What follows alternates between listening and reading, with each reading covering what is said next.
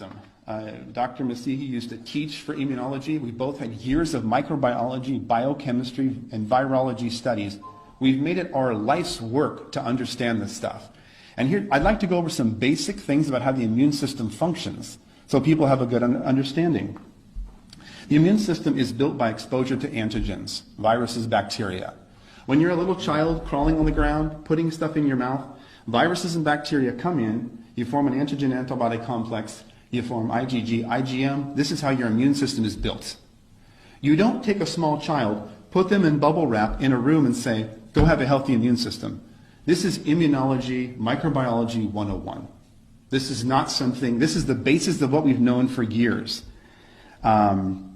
So what I'm seeing is when you take human beings and you say, go into your house, clean all your counters, Lysol them down, you're going to kill 99% of viruses and bacteria, wear a mask, don't go outside. What does it do to our immune system? Our immune system is used to touching.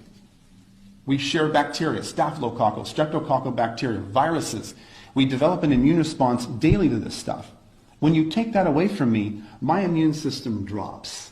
As I shelter in place, my immune system drops. You keep me there for months, it drops more. And now I'm at home, hand washing vigorously, washing the counters, worried about things that are indeed what I need to survive. Let's follow the science. This is immunology, folks. This is microbiology. This is what we've combined together. We have 40 years of experience in this. This is common sense immunology. So quarantining and social distancing is worse for us, you're saying? It decreases your immune system. You can't build an immune system by, if someone has a reduced immune system, you hide them away because they can't build an immune system. If you have a normal functioning immune system, you need interaction. When a child's in a womb, you're in this protected environment.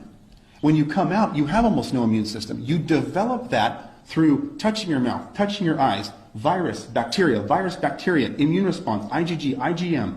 This is how you build a strong immune system. You think people are worrying too much?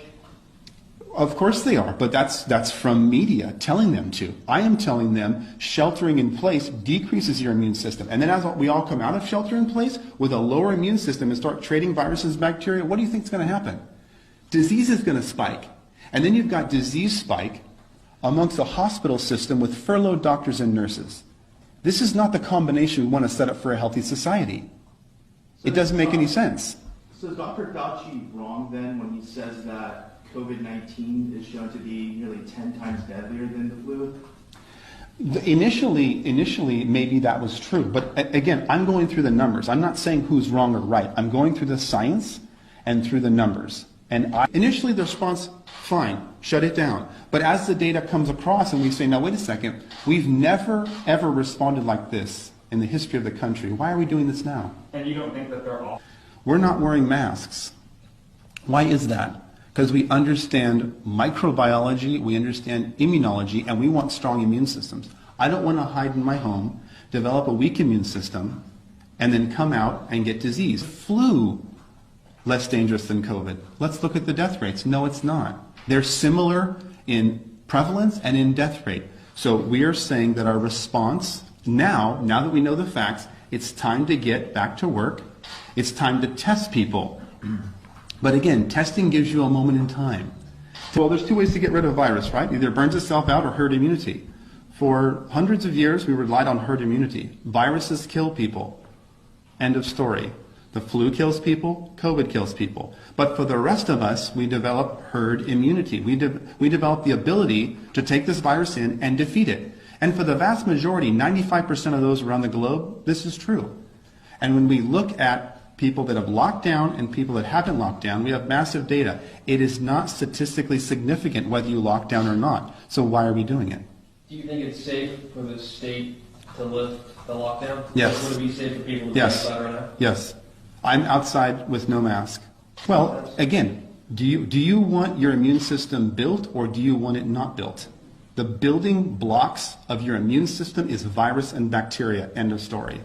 That's how you build it. And there's normal bacteria and normal flora There's normal bacteria and normal flora that we have to be exposed to. Bacteria and viruses that are not virulent are our friends. They protect us against bad bacteria and bad viruses.